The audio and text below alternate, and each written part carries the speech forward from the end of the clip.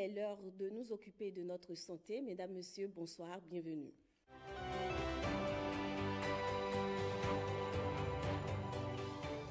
Quelles sont les statistiques qui font parler de la lèpre? Okay. Dans le monde, en 2015, il faut dire que nous sommes à une prévalence de 0,29 cas pour 10 000 habitants. Héloïse Winato, bonsoir, la forme? Ben oui, bonsoir Angela. On se retrouve encore une fois pour parler de cette pathologie, la lèpre. C'est ça, une pathologie bien négligée. On retient que les personnes qui souffrent de la lèpre doivent mettre un accent particulier sur l'hygiène de leur repas.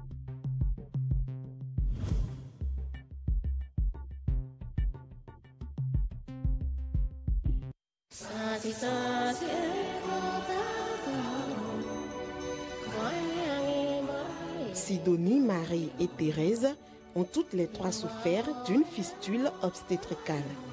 Thérèse a été donnée en mariage forcé et a eu une grossesse précoce. Sidonie a eu une grossesse précoce en milieu scolaire et Marie a porté sa maladie pendant plus de 23 ans. Toutes les trois ont eu des grossesses non suivies et un accouchement dans des conditions pour la plupart inappropriées. Prises en charge dans un centre médical, elles sont aujourd'hui guéries. Sidonie, Marie et Thérèse ont retrouvé leur dignité. La fistule obstétricale n'est pas une fatalité. Elle se soigne et se guérit. Pour plus d'informations, contacte gratuitement la Fondation Claudine Talon au 69 59 88 88.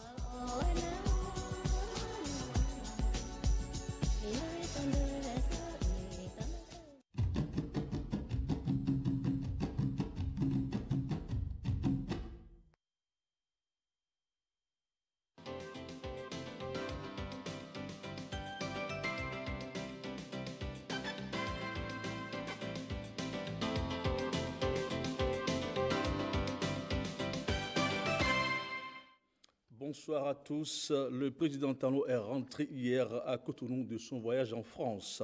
Une affaire de 15 milliards prêtée par Lionel Zinsou auprès de l'entreprise Ebomaf défraie la chronique. Et puis, la grève dans l'administration, surtout dans les écoles et les hôpitaux, se poursuit.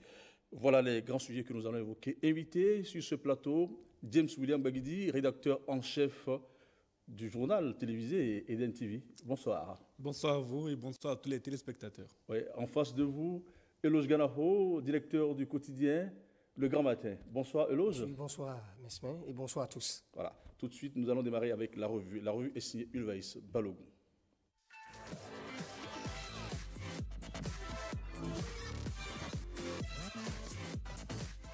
Amis de Club Média 7, inconditionnel de la revue de presse, bonjour. Cette semaine, les quotidiens ont largement traité de la rencontre entre le chef de l'État Patrice Talon et le président français Emmanuel Macron et surtout des retombées de cette visite pour le Bénin.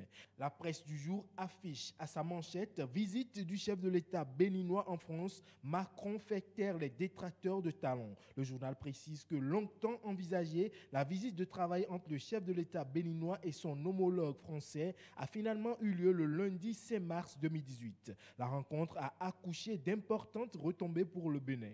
Mieux, elle réconforte le président béninois, conclut le journal. L'autre quotidien, à sa suite, affiche également en manchette « Patrice Talon en France, le président Macron soutient et encourage les réformes au Bénin. Histoire et culture, Talon impressionne par sa démarche diplomatique ». L'événement précis reprend à son compte la déclaration du président Macron lors de la visite du chef d'État béninois à Paris et cite « La France soutient fortement les réformes courageuses du président Patrice Talon ». Le journal publie aussi l'intégralité des propos des présidents Talon et Macron et ajoute que plusieurs milliards ont été décrochés pour la réalisation du péage. La Nation justement sur la coopération bénino-française, les retombées de la visite de Talon à Paris. Le quotidien de service public explique qu'il a été procédé à la signature entre les deux parties d'une convention de financement portant sur le projet d'adaptation des villes au changement climatique d'un coût total de 58 millions d'euros et d'une déclaration d'intention relative au financement du projet touristique Réinventer la cité Lacus de Ganvier pour un montant de 43 millions d'euros. Nouvelle expression pour sa part, parle plutôt des 5 retombées majeures de la visite de Talon à Paris. En plus des 2 projets cités plus haut, le journal précise que l'appui de la France porte sur, entre autres, le projet de construction au centre hospitalier universitaire d'Abomey-Calavi, matérialisé par la garantie de la Banque publique d'investissement avec une assurance crédit de 175 millions d'euros, ainsi que celui de la Cité internationale de l'innovation et du savoir, à travers l'apport de grands groupes éducatifs et académiques français, et enfin la coopération culturelle en vue du retour d'objets historiques ou culturels béninois actuellement en France ou de leur exposition, conservation dans leur pays d'origine grâce à la mise en place de mesures concrètes dont la définition est d'ores et déjà confiée à un groupe de travail. L'économiste conclut alors: visite du président Talon à Macron, près de 153 milliards de francs CFA d'appui de la France. Autre sujet à la une des quotidiens de cette semaine, c'est le durcissement sur le front social. L'autre vision maint en manchette: persistance des grèves dans l'administration publique, les enseignants insensibles aux appels au dialogue. Du jusqu'au boutisme, c'est visiblement ce à quoi jouent les centrales et confédérations syndicales dans la fronde sociale qui secoue le Bénin depuis le début de cette année. Les grévistes ne démordent pas malgré les multiples appels au dialogue et au dégel lancés par certaines personnalités et autorités, dont celles religieuses, écrit le journal. Dans la même logique, la priorité titre: malgré les nombreux appels au calme, les enseignants toujours sourds au dialogue. Le Progrès en parle aussi et affiche: bras de fer dans le secteur de l'enseignement, le gouvernement change de stratégie. Afrique Express, pour sa part, affiche: poursuite des activités pédagogiques au secondaire, les enseignants invités à rejoindre leur poste de travail. Selon le journal, à travers un communiqué rendu public par le ministère des Enseignements secondaires, techniques et de la formation professionnelle, les enseignants sont appelés à rejoindre leur poste de travail pour la reprise des activités ce lundi 5 mars 2018. Se basant sur le compte rendu du Conseil des ministres du mercredi 28 février, qui déclare que la grève en cours ne respecte pas les dispositions légales en la matière, l'autorité ministérielle entend considérer en situation d'abandon tout enseignant qui ne se conformera pas à cette décision. Le Télégramme parle aussi des grèves illimitées dans le secteur de l'éducation. Le gouvernement constate les abandons de postes, les syndicats ne démordent pas. L'autre quotidien plus conciliant titre: fronde sociale et paralysie de l'éducation. Anselme Amoussou plaide pour toute médiation fructueuse. En pêle-mêle, l'événement du jour parle de la rentrée politique du parti Alternative Citoyenne, maintenir le cap. Fraternité sur le même sujet, réforme sous la rupture, Alternative Citoyenne appelle Talon à maintenir le cap. 8 mars, on en parle aussi avec La Nation qui affiche en sa manchette: Journée internationale de la femme 2018, les activistes rurales et urbaines à l'honneur. Fin de cette revue de presse hebdomadaire. Ulvaeus Balogun était à la présentation. À dimanche prochain. Merci à vous, Ulvaeus Balogun. James William Baguidi, vous avez suivi le chef de l'État, il était en France, il est rentré seulement hier. Il est rentré non seulement avec des promesses, mais aussi avec des retombées de l'ordre de 153 milliards. Dites-nous, que vous inspire, qu'est-ce qui vous a marqué au cours du séjour du président de la République en France? Merci. En particulier, j'ai surtout, pour ce qui concerne mon côté internationaliste, en fait, analyse des questions d'internationalité, interrogé sur le fait que le chef de l'État n'a pas eu l'honneur de fouler le tapis rouge. Ça a été une question qui a été débattue à plusieurs reprises quand les chefs d'État africains se rendent en Europe. Et c'est justement cette question qui est pour le moins quand même marginale, qui a quand même retenu l'attention de beaucoup de Béninois qui m'ont interrogé sur le sujet. Et j'ai dû expliquer que la visite effectuée par le chef de l'État, le président Patrice Talon à Paris, n'était pas une visite d'État, c'était une visite de travail. Et à cette occasion-là, il n'était pas question que le tapis rouge soit déroulé. Le tapis rouge n'est déroulé qu'à l'occasion des visites d'État, qui sont des visites les plus protocolaires dans la hiérarchie des visites que peut effectuer un chef d'État à un homologue dans son pays. Donc, ça a été un des éléments qui m'ont personnellement interpellé par rapport à cette propension de nos compatriotes, de nos concitoyens, à s'intéresser, non pas concrètement aux retombées importantes de cette visite, mais aux côtés, je vais dire, protocolaires, pour voir si notre chef d'État a été véritablement considéré comme un hôte de marque ou bien s'il a été traité comme un hôte de seconde. Il a donc été considéré, puisque vous l'avez lu à travers les réactions du président français. Mais bien sûr, ce que je suis en train d'expliquer, c'est la façon dont le commun des Béninois perçoit le Tout rapport à fait qu'il y a d'accord entre avec vous. nos chefs d'État et ceux de la France. Oui, tout à fait d'accord avec vous. Eloge Gana, pouvez nous dire un peu qu'est-ce qui vous a marqué au cours du séjour béninois, du séjour du président béninois en France? Béninois en France. 3 choses m'ont marqué. 3 choses. La première chose, vous savez que nous, en tant que Béninois, Africains, n'est-ce pas, les temps sont révolus. Les temps où l'Afrique, les pays africains, les dirigeants africains doivent visiter les pays européens, les pays américains et autres, et se présenter leur pays comme des pays assistés, des pays malheureux, des pays pauvres. Nous avons une dignité. Nous devons être fiers de notre démarche, même à l'endroit des grands pays.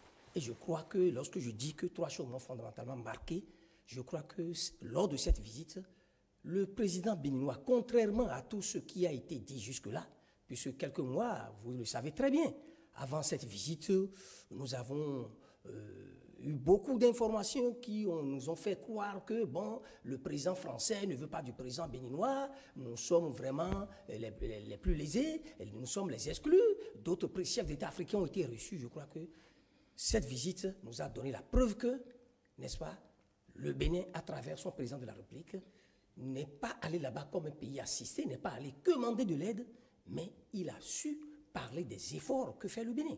Les efforts personnels. Les efforts que fait le Bénin personnellement.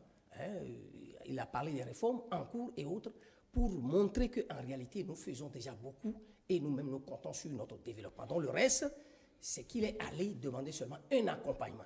Et à travers les propos, vous avez suivi les propos du président français, il semble, sinon il est bien convaincu de la pertinence de ces réformes-là. Et vous avez eu tout ce qu'il y a eu comme déclaration d'intention et même les promesses qui ont été faites pour appuyer ces réformes-là et notamment de grands projets inscrits au programme d'action du gouvernement. Donc ces 2 choses-là m'ont marqué. Et la dernière chose est que la démarche a été diplomatique, n'est-ce pas? Je prends un seul exemple. Lorsqu'il s'agit du retour des objets culturels, n'est-ce pas?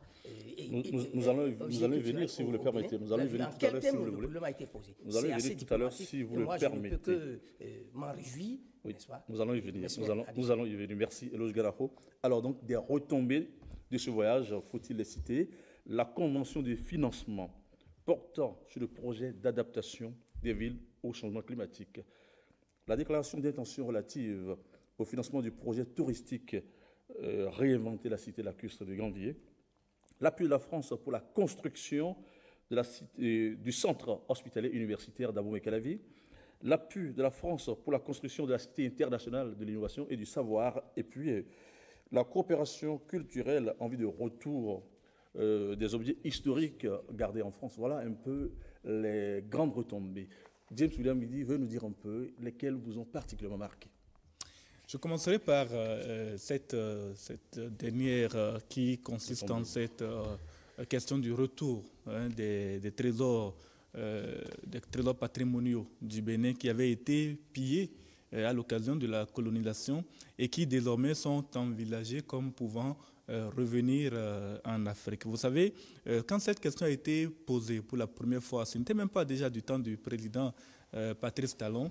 Depuis très longtemps, il a été question notamment de la part d'opérateurs privés, de la part de personnes intéressées par la culture des Africains, je dirais panafricanistes et nationalistes, avaient été intéressés par le retour de ces objets qu'ils voyaient dans des musées européens, des musées français, et qu'ils considéraient comme étant quand même des fruits d'un pillage systématique, et ce qui a effectivement été le cas des ressources africaines du temps de cette colonisation de triste mémoire.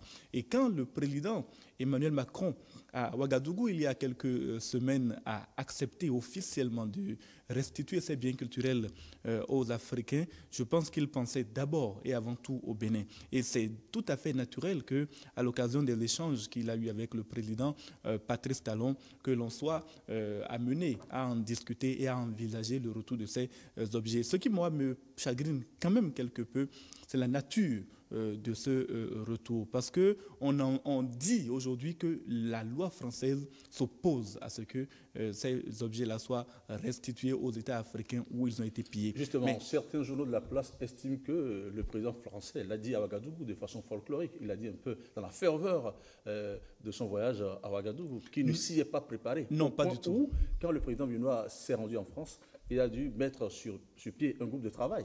Non, pas du tout. Dirigé par le binôme que vous connaissez. Non, pas du tout. Il ne s'agit pas de ça. Le président Emmanuel Macron a prononcé un discours. Et vous savez, ce n'est pas dans la nature des chefs d'État français de faire de l'improvisation. Faire des déclarations de façon aussi tapageuse et dans l'improvisation. Il était clair pour le président Emmanuel Macron sans doute qu'il envisagerait le retour de ces objets-là parce que rien ne l'obligeait quand il s'exprimait à Ouagadougou. Il n'était pas à Cotonou. Si on était à Cotonou, on aurait pu dire que la ferveur populaire, l'ambiance l'aurait peut-être amené à dire cela parce qu'à aucun moment, en tout cas officiellement, le Burkina Faso n'a fait une demande de cette nature-là. Et si le président Macron s'est laissé aller à porter cette information aux Africains à Ouagadougou, c'est parce qu'il avait effectivement l'intention, en tout cas moi je suis convaincu de cela, de restituer ces objets. Maintenant, il y a la loi française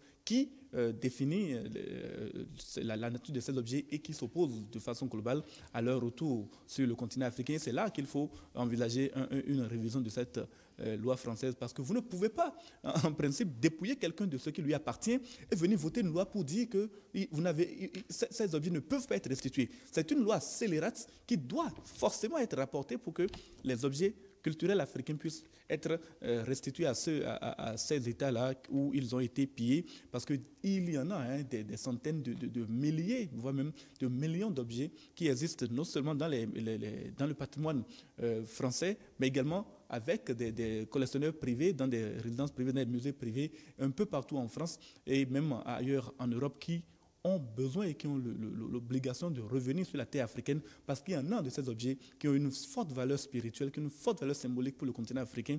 Et parfois même, on pense dans certains milieux que si l'évolution du continent en est à cette étape de blocage systématique, il y a un peu de ce que ces esprits qui auraient pu faire évoluer l'Afrique ont été emportés, ont été soutirés de leur base culturelle et sociale. Merci. Loïc Gadafo, vous avez sûrement été marqué par cette promesse de retour des objets culturels béninois gardés en France, mais il y a d'autres aspects des retombées qui vous ont marqué aussi. Oui, d'autres aspects des retombées qui m'ont marqué. Et je veux parler notamment du projet adaptation des villes au changement climatique. Vous savez comme moi que les problèmes liés à l'environnement aujourd'hui, les problèmes liés au changement climatique se posent aujourd'hui avec acuité. C'est partout, en Afrique comme ailleurs dans le monde. Donc, de tels projets, vous voyez tout ce que ça peut apporter à nos villes. Nos grandes villes, vous voyez tout ce qui se passe aujourd'hui, les problèmes de pollution de l'environnement, vous voyez même la manière dont nos ressources naturelles, notamment beaucoup de grandes forêts, ont été dévastées, ont été détruites, uniquement pour des intérêts personnels, uniquement pour de l'argent. Aujourd'hui, face aux problèmes climatiques qui se posent, je crois qu'il faut une prise de conscience générale. Et beaucoup de choses se font déjà au Bénin ici, même avec les gouvernements passés. Je crois que tout ce qui a été fait en matière d'environnement, ça doit être poursuivi, n'est-ce pas? Et c'est dans cette logique-là que moi je pense que les pays européens qui voient certains pays africains prendre conscience de cela à travers ces projets-là, vous savez que ça fait partie des projets phares du gouvernement, inscrits dans le PAG. Donc le président Macron a vu la pertinence de la chose, l'utilité de ça, l'importance d'appuyer de tels projets pour permettre à nos villes, non seulement qui évoluent, de se transformer, mais vous savez très bien que les problèmes environnementaux posent également des problèmes de santé. Ils le savent très bien. L'homme est au cœur du développement. Et tant que l'homme ne se porte pas bien, s'il a la pollution atmosphérique, les problèmes climatiques et bien d'autres problèmes ne permettent pas à l'homme, n'est-ce pas, de vivre aisément, d'avoir ses capacités, toutes ses ressources pour travailler, alors le développement sera un vain mot. Donc je crois que c'est très important ce projet-là et ça m'a marqué particulièrement. Et je suis très heureux que la France puisse accepter de nous appuyer dans ce sens-là. Merci. Et au nom des promesses, il y a une déclaration d'intention relative au financement du projet Réinventer la cité lacustre de Ganvié. Comment peut se faire une telle réinvention? Vous savez, de ce point de vue-là, les plans existent. Vous savez, depuis plusieurs années maintenant, Ganvié se meurt et de nombreuses études ont été menées pour envisager de quelle manière on peut sauver Ganvié. Et quand vous allez aujourd'hui à l'embarcadère, c'est une odeur fétide qui vous prend à la gorge jusqu'à l'arrivée à Ganvié. C'est devenu difficile de vendre Ganvié comme une cité historique. Et pourtant, Ganvié est quand même encore aujourd'hui cité dans les livres de tourisme comme étant une véritable référence. On parle de la Venise de l'Afrique de l'Ouest, etc., un peu à l'image de Mopti au Mali. Mais aujourd'hui, quand on compare Ganvié à Mopti, c'est une catastrophe.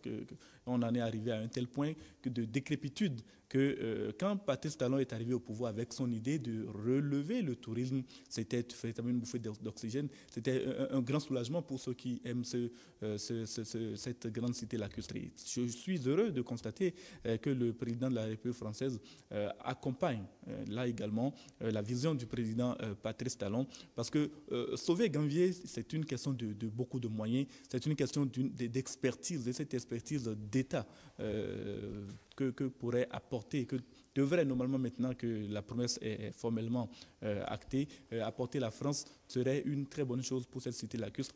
C'est clair que ça ne se fera pas en quelques jours ou en quelques semaines, voire pas même en quelques années. Cela prendra le temps que ça prendra parce qu'il faudra dépolluer l'environnement, il faudra reconstruire également plusieurs de ces bâtiments sur pilotis. Il faudra maintenant installer des hôtels. Il faudra faire en sorte que Ganvié soit véritablement une cité de plaisance pour que les touristes puissent visiter énormément, abondamment la cité lacustre. Faire du Bénin une ville touristique, un pays touristique, cela passe par Ganvié, cela passe également par la Pandjari, cela passe par d'autres sites touristiques qui sont aujourd'hui, comme à Goguento, qui sont aujourd'hui connus mais qui ne sont pas encore valorisés. Cela passe également, on l'avait déjà dit, par le retour de cette trésor culturel, et je suis persuadé que la démarche du président Patrice Talon, qui veut que le tourisme devienne l'un des fers de lance du processus de développement du Bénin, est une démarche salutaire, et le président Emmanuel Macron l'a si bien compris qu'il a accepté sans hésiter de l'accompagner.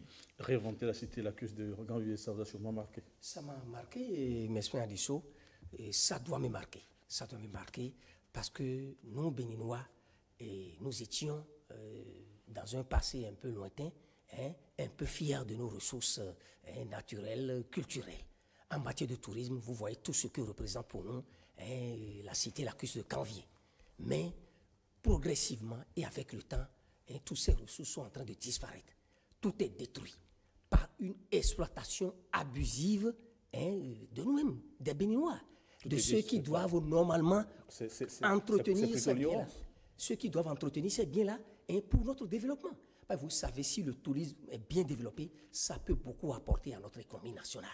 Voyez-vous? Donc moi, je pense que c'est une bonne chose que de réinventer cette cité touristique. Comme il a souligné, c'est vrai que ça va prendre beaucoup de temps, mais lorsqu'on va y mettre les moyens, ça prendra le temps avec un projet, n'est-ce pas, bien suivi. Lorsque les moyens seront mis, je crois que ça va être fait avec de nouveaux pilotis. Ça va attirer des milliers de touristes au Bénin.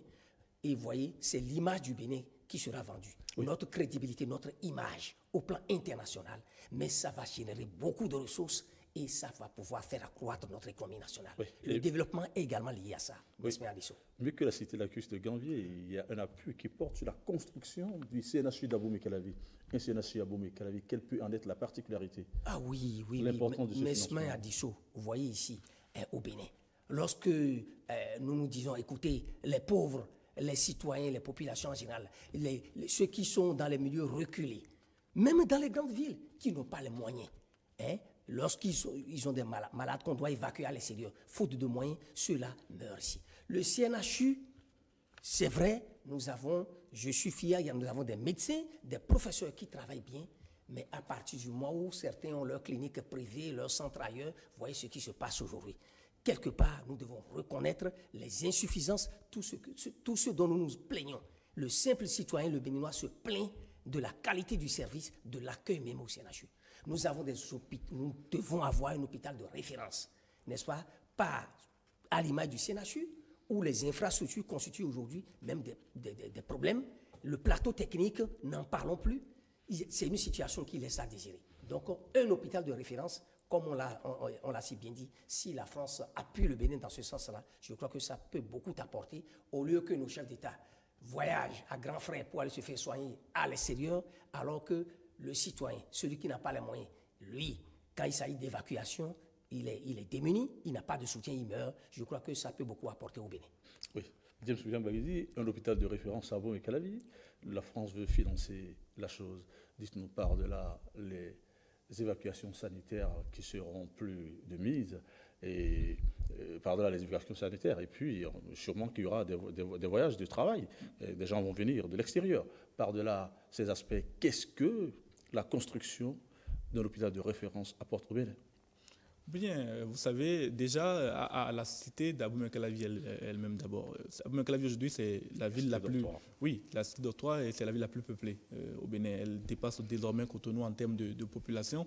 Et on a vraiment besoin... On sait très bien que l'hôpital de zone d'Abomey-Calavi, qui est quand même un des plus grands hôpitaux de zone du pays, est débordé et ne parvient plus à assumer les responsabilités qu'on lui confie. Et donc, un hôpital de référence dans Abomey-Calavi, c'est très utile pour les populations. Maintenant, au-delà de cela, je ne suis pas convaincu, au-delà de tout, que les autorités politiques se feraient opérer au pays.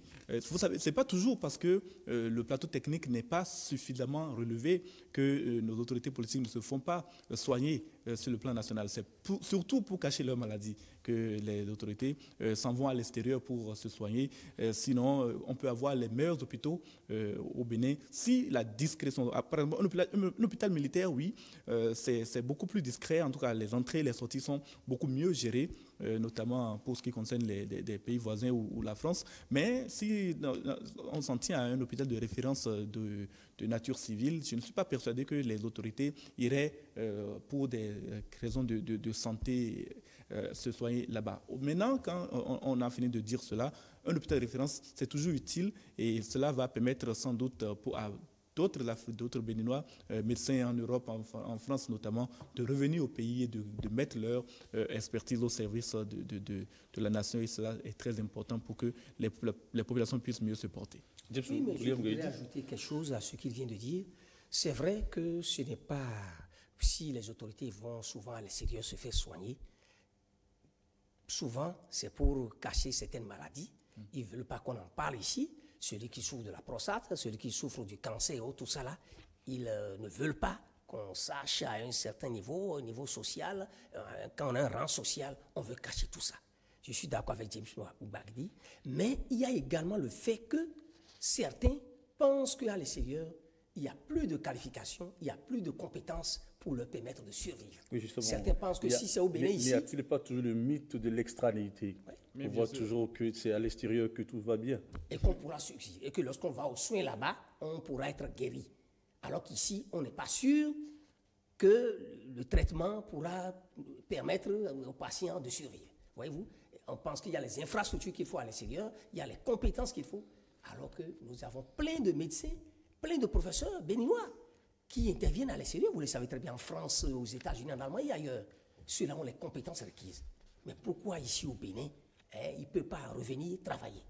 Je sais qu'il y a beaucoup de problèmes, mais si nous avons des hôpitaux de référence, je crois que les médecins qualifiés qu'il faut, en dehors du fait qu'on veut cacher des maladies, si on a l'assurance que si on se soigne, on peut guérir, il y a des raisons pour qu'on reste ici au Bénin au lieu d'être évacué à l'extérieur. Oui. James William Bagidi, au nombre des retombées, il y a quand même l'appui de la France à la construction de la Cité internationale de l'innovation et du savoir.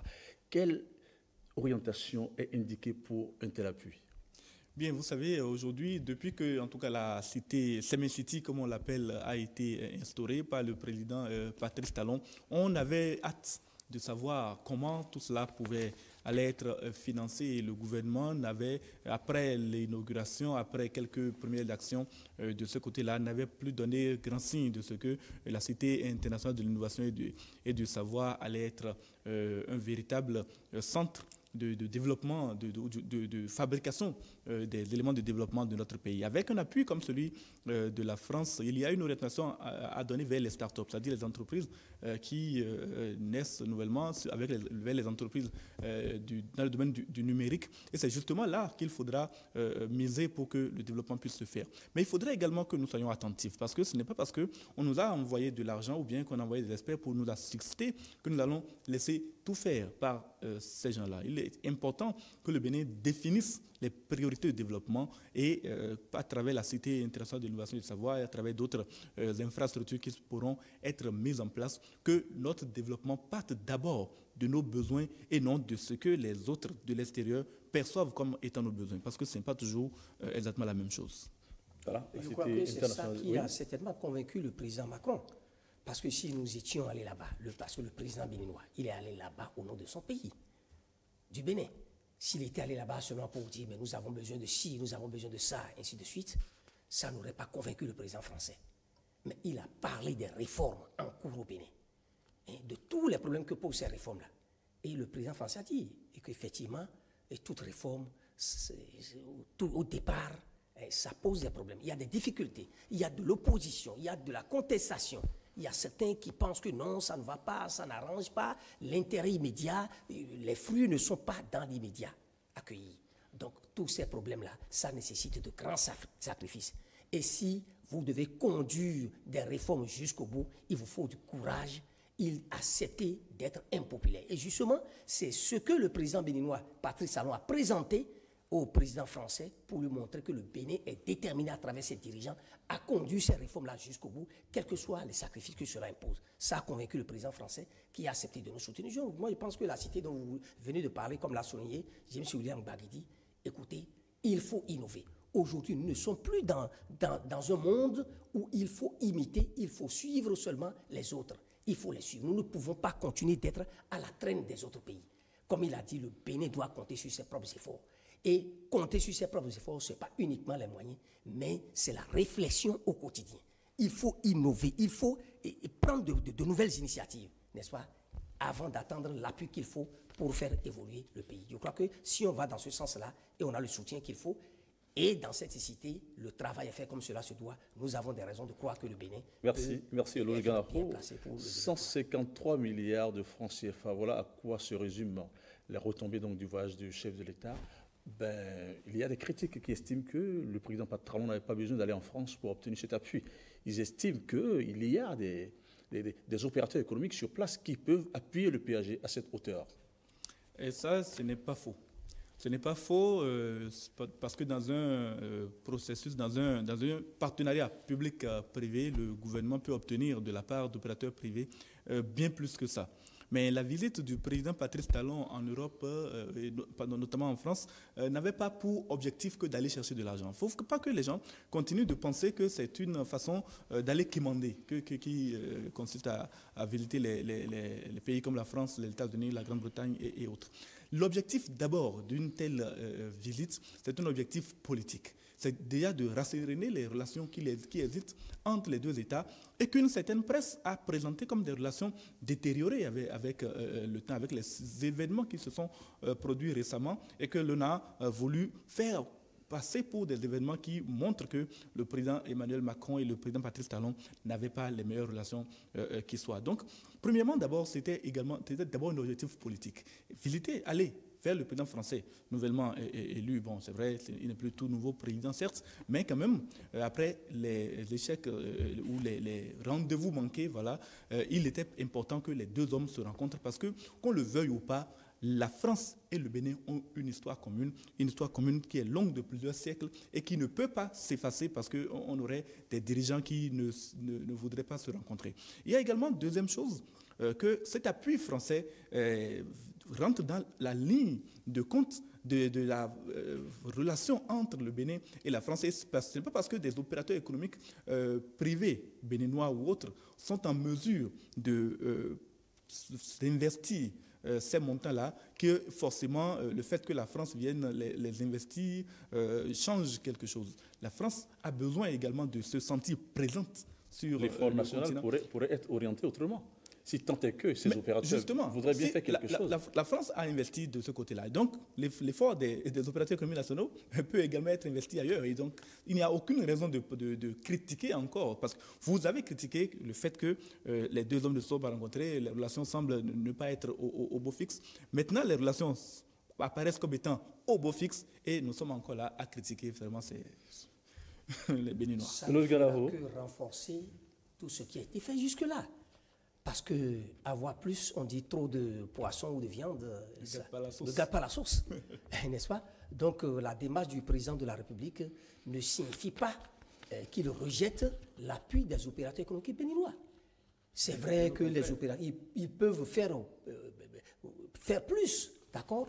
Mais s'ils le font, et ailleurs, vous savez très bien que le Bénin n'a pas que la France comme partenaire. Lorsqu'on dit ça, c'est comme si, bon, il n'y a que la France pour nous appuyer. Non, le Bénin, en dehors de la France, le Bénin a d'autres partenaires. Et la démarche du président Talon, ce n'est pas uniquement depuis avril 2016 que le président Talon est arrivé aux affaires. Il n'y a pas que la France, On a vu beaucoup d'autres pays qu'ils ont visités. Des négociations ont été faites, des accords ont été signés. Il n'y a pas que la France. Le Bénin a beaucoup d'autres partenaires en dehors de la France. Donc, si au Bénin, il y a des partenaires privés, d'accord, qui veulent bien appuyer l'État, le pouvoir, je crois que c'est une bonne chose, mais également, cela ne doit pas être une raison pour ne pas aller vers d'autres partenaires. Nous ne pouvons pas vivre en autarcie et nous fermer à d'autres pays. Et je l'ai bien dit, j'ai insisté là-dessus, que moi, ce qui m'a marqué est que le Bénin ne s'est pas présenté là-bas en pays assisté. Le président de la République a parlé des efforts que nous avons fournis. Il a parlé bien des efforts qu'aujourd'hui, d'autres gouvernements ont commencé. La lutte contre la corruption et l'impunité, même si les anciens dirigeants n'ont pas pu aller jusqu'au bout, mais l'État est une continuité. Le président Talon a continué ce que d'autres ont fait.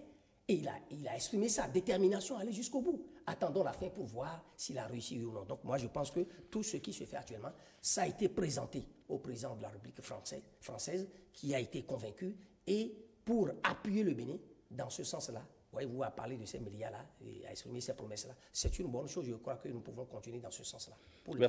Merci. Deuxième sujet, affaire Lionel Zinsou. 15 milliards de dettes, c'est le montant 15 milliards de francs CFA, c'est le montant que l'ancien candidat, ancien Premier ministre, ancien candidat aux élections présidentielles aurait contracté auprès du groupe Ebomaf. 15 milliards de francs CFA, pourquoi faire entre janvier et mars 2016? Je ne sais pas pourquoi vous posez cette question comme ça. Entre janvier et mars 2016, on sait quelle était la casquette que portait Lionel Zinsou. Il était candidat de l'alliance, comment ça s'appelle, Bénin-Gaillan. Oui, Bénin-Gaillan, pour être chef d'État du Bénin. Il était porté par le président de la République sortant et donc il avait besoin d'argent pour la campagne électorale. Maintenant, est-ce qu'il a investi les 15 milliards de francs CFA dans la campagne électorale, ce qui serait un délit? C'est une chose qu'on n'a pas encore la capacité de démontrer.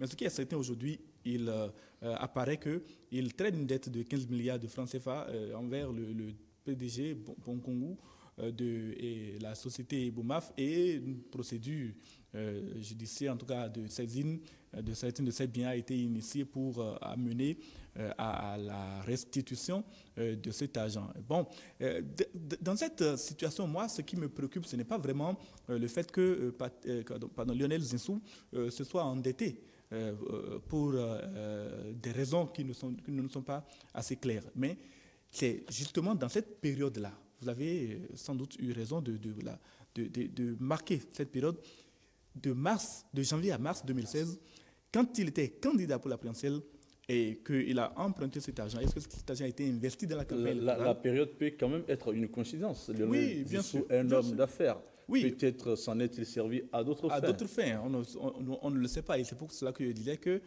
faudra que l'on détermine à quoi cet argent a finalement servi, s'il veut bien nous le dire. Sinon, on pourra toujours supputer. On sait tout simplement qu'il était candidat à cette époque-là et que les campagnes électorales au Bénin coûtent énormément cher. Et cette dette-là, en tout cas cette histoire qui défraie la chronique aujourd'hui, doit nous amener à revenir sur le financement des partis politiques, le financement des campagnes politiques au Bénin. On voit comment l'argent est dépensé, mais de façon, je dirais, anarchique. On a vu la campagne électorale de 2016, mais ce fut sans doute la campagne la plus onéreuse pour les candidats de l'histoire des campagnes électorales au Bénin. On a vu les candidats Patrice Talon à cette époque-là.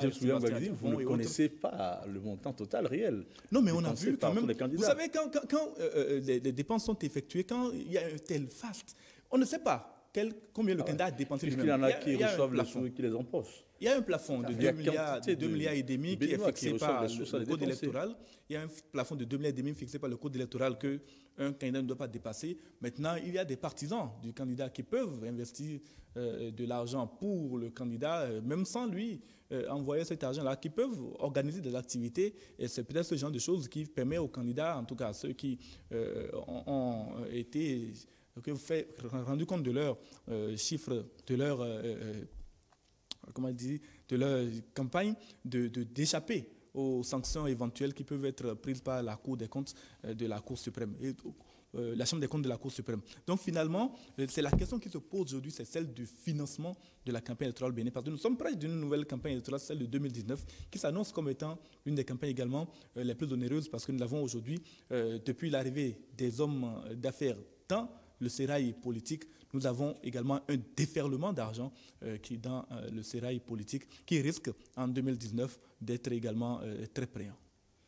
Alors, Lionel Zinsou, 15 milliards, c'est vrai, ça fait dresser les cheveux, mais nous n'avons pas de preuves, mais certainement, vous avez vu l'expérience des campagnes électorales au Bénin et en Afrique, nous savons que certains candidats vont au-delà des 15 milliards.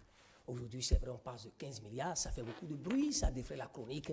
Mais s'il n'y a pas eu au Bénin ici des candidats qui ont dépensé plus que 15 milliards, c'est difficile de prouver. Mais quand on suit un peu ce qui se passe sur le terrain, James William l'a dit. Ok, bon, la question qu'il il l'a dit, parce qu'il reçoit d'argent d'ailleurs. Il y a beaucoup de financements occultes que nous ne maîtrisons pas. Comment aurait-il pu rembourser ces sous s'il avait été élu président? Le cas de Lionel Zinsou, oui. Jusqu'à présent, parlons avec objectivité, avec beaucoup de retenue. Comment Lionel Zinsou aurait-il pu rembourser ses sous s'il avait été élu président? Là, vraiment, je ne le sais pas, parce que c'est des marchés conclus. Mais devant qui? Qui sont ceux qui sont témoins?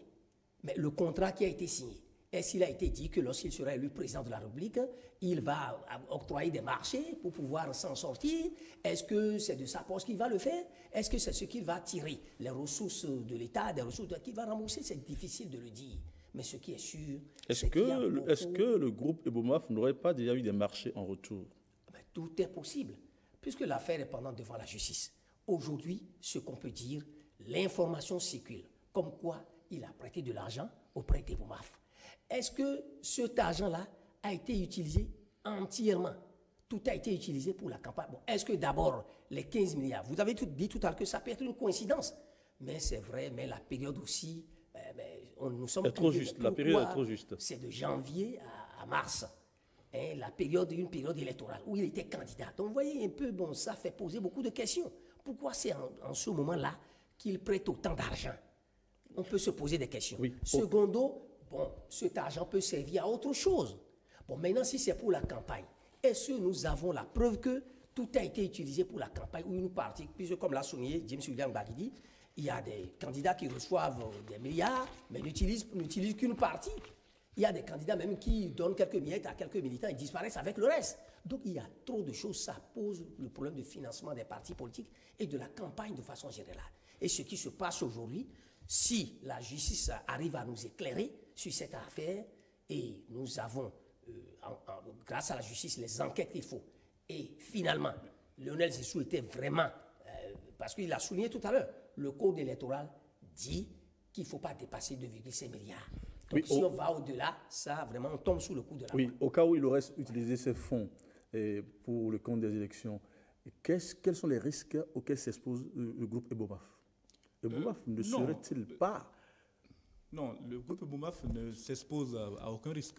Entendu que c'est un partenaire, c'est un opérateur économique qui, en retour, prend des marchés Est-ce que ce groupe ne pourrait pas être taxé de corruption active? À ce niveau-là, on n'a pas les moyens de supputer jusqu'à ce point. En réalité, l'accord a été conclu entre le PDG du groupe Eboumaf et non pas entre le groupe Eboumaf et le candidat. Oui. L'accord a été conclu entre le PDG du groupe et le candidat. Et ce qu'il faut noter, c'est que là où la supputation peut arriver, c'est que le candidat à l'époque était Premier ministre, il était porté par un gouvernement et par une coalition qui avait la certitude, parce que étant encore au pouvoir à cette époque-là, qui avait la certitude de faire gagner son candidat. Et en ce moment-là, un PDG de société, quelle que soit la société, peut se dire, en prêtant de l'argent à ce candidat, j'ai des garanties pour que si il est éventuellement élu, je puisse bénéficier de marchés et consorts. Maintenant que cela n'a pas fonctionné, nous n'avons aucun moyen, au-delà de la supputation, d'estimer qu'il y a de la corruption dans cette affaire. Vous avez posé une autre question qui, moi, m'intéresse particulièrement. Si, effectivement, Lionel Zinsou avait pu être élu à l'issue de cette présidentielle de 2016, quelle aurait été la façon dont il aurait remboursé cet argent? Et justement, cela nous ramène encore à nos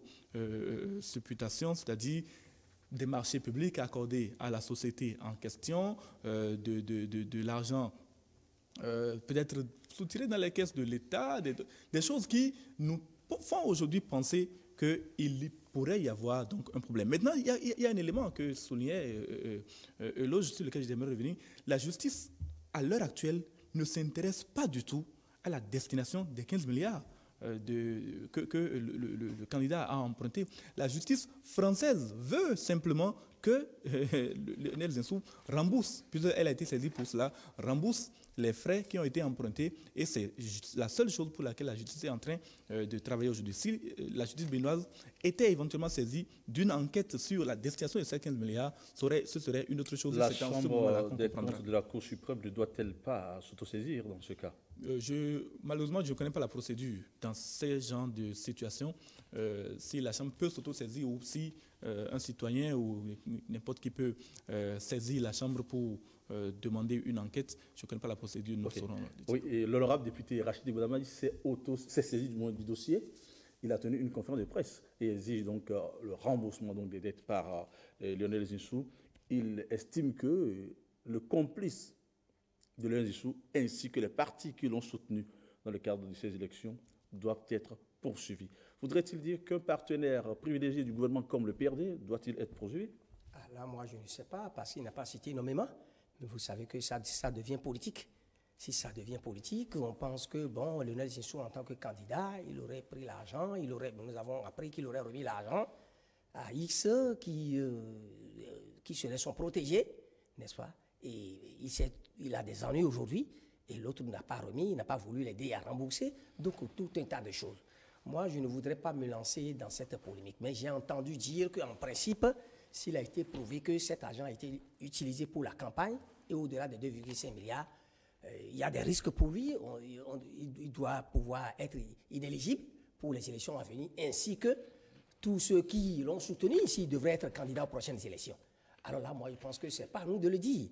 Je crois, même si Rachid Ibouama organise une conférence, je crois qu'il y a eu une contrepartie qui a estimé que Rachid Ibouama, qui n'est pas juge, qui ne sait pas ce qu'il va chercher dans cette affaire-là, et qu'une fois que l'affaire est pendante devant la justice française, qu'il devrait se taire, et qu'il y a seule la justice qui peut utiliser les moyens qu'il faut pour dire s'il est tombé sous le coup de la loi, oui ou non. Oui, certains estiment que la sortie de Rachid Ibouama est bien calculée. Doit-on considérer que c'est lié à la bataille dans la 8e circonscription électorale pour le compte des législatives? Oui, parce que pour ceux qui estiment que la sortie est calculée, c'est parce que le président Boni Yayi, l'ancien président de la République Boni Yayi, serait candidat, en tout cas manifesterait la volonté d'être candidat dans la 8e circonscription électorale où Rachid Ibouama est élu. Et on l'a vu à l'occasion du récent congrès des forces Corée.Béné émergent, Boni Yayi conserve une certaine popularité dans la localité. Et s'il était candidat, effectivement, cela pourrait être une bataille entre lui et Rachid Ibouama. C'est peut-être pour cette raison que Rachid Ibouama serait sorti pour mettre en exergue le fait que Boni Yayi devrait être entendu dans le cadre de ce dépassement éventuel de limite des frais de campagne et donc subir, comme la loi le prévoit, les sanctions, notamment l'inéligibilité qui peut aller d'1 an à 5 ans et donc ne pas être candidat face à lui dans le cadre des élections à venir. C'est cela le calcul politique que l'on prête à Rachid Gbadamassi et si ce n'est pas le cas, il pourrait peut-être lui-même ressortir pour nous dire la vérité sur ses intentions. Dernier sujet, la poursuite de la grève dans l'administration publique. Comment comprendre la persistance de la grève dans l'administration publique? Surtout la grève des enseignants, malgré le dialogue, l'appel au dialogue, l'appel au dégel, malgré tout cela. Comment comprendre donc la persistance de la grève? La persistance de la grève est liée d'abord parce qu'il y a quelques semaines, les enseignants, les syndicats qui sont allés en grève ont posé une condition pour la reprise des négociations. Il y a eu défalcation sur les salaires de ceux qui ont grévé pour faire de grève. Et ils ont exigé que ces fonds-là soient restitués avant qu'ils ne retournent à la table de négociation. Il y a eu ça. Mais il semble qu'aujourd'hui, les données ont évolué, puisque les syndicalistes eux-mêmes l'ont dit, que ce n'est plus la question de défalcation qui fait obstacle à la poursuite des négociations. Si tel est le cas, ça veut dire qu'il y a possibilité que le dialogue reprenne. Et moi, je pense que c'est la non-reprise du dialogue qui est à la base de la persistance de la grève. Parce que la situation telle que nous la voyons aujourd'hui, il n'y a pas une porte de sortie sans le dialogue. C'est impossible. Donc, si les grèves se poursuivent, c'est justement parce qu'il n'y a pas eu de dialogue. Parce que vous savez les points de discordance entre les deux parties, entre le gouvernement et les travailleurs.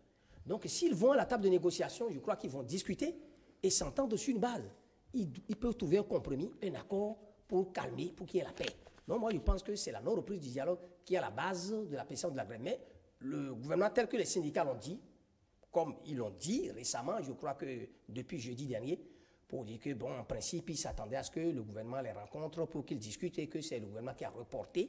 Ça veut dire qu'il y a une volonté à ce niveau-là. Mais du côté également du gouvernement, je crois que le ministre Diobrinou a effectué une sortie avec le ministre de la fonction publique pour lancer un appel au dialogue. Donc je crois que si les deux parties s'entendent, ils doivent retourner à la table des négociations, seul recours pour permettre aux deux parties de trouver une porte de sortie de crise. Oui, James William a dit, les enseignants réclament la prise des arrêtés d'application de leur statut particulier, ce qui peut coûter environ 70 milliards à l'État par an. Sur 10 ans, ça fait 700 milliards. Est-ce que l'état de santé de l'économie béninoise autorise à satisfaire une telle revendication?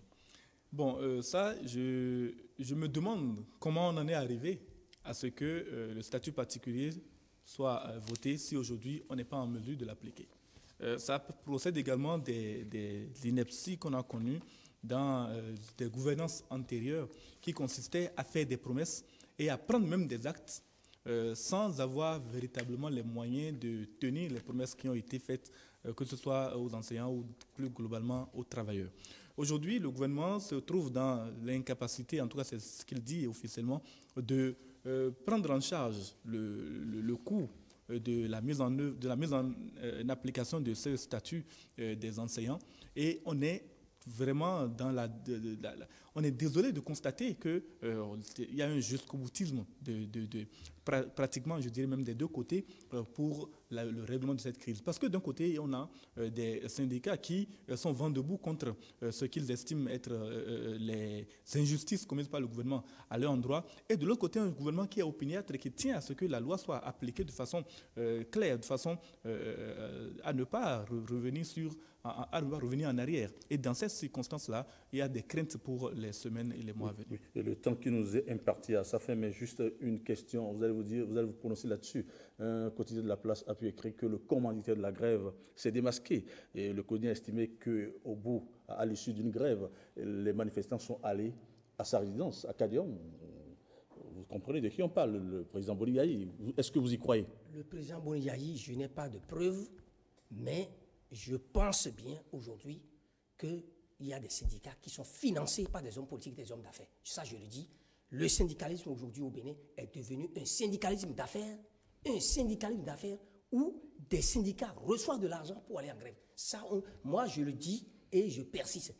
Je n'ai pas de preuve pour dire que c'est le président Boniaï qui finance, mais il ne faut pas aujourd'hui rejeter ça. le financement des syndicats pour aller en grève. Je crois que c'est une réalité que nous vivons au Bénin. C'est bien ça. James Bagidi là-dessus. Je ne serai pas aussi radical. Je pense qu'il y a eu des indices qui montrent que des hommes politiques sont favorables à ce que le pays se porte moins bien avec le président Patrice Talon. Et il faut aussi noter qu'il y a une forme, ce n'est pas la première fois que des manifestants en scandant, en criant à l'encontre du président en exercice appellent au secours son prédécesseur, et ce n'est pas forcément une preuve de ce qu'un commanditaire se trouve derrière les grèves. Maintenant, qu'il y ait des hommes politiques ou des hommes d'affaires qui se réjouissent ou qui financent les mouvements de grève, ça c'est une enquête autre qu'il faudra mener plus tard. James William Bagidi, rédacteur en chef de Eden TV, merci d'être venu sur ce plateau. C'est moi qui vous remercie. Eloge Ganaro, directeur de publication du quotidien Le Grand Matin. Portez-vous bien. Merci, M. Adisso, et à la prochaine. Alors, je ne mettrai pas un terme à cette émission sans remercier l'équipe du Silence. Elle est conduite par Janvier Tonon. À ses côtés, Émile Loubeyon au son et bien sûr Ramatoulaye Lawani, la cadreuse. Mesdames, Messieurs, c'est la fin de cette émission. Rendez-vous dimanche prochain. Entre-temps, vous pouvez en suivre la rediffusion aujourd'hui même après le dernier journal. Portez-vous bien. Bye bye.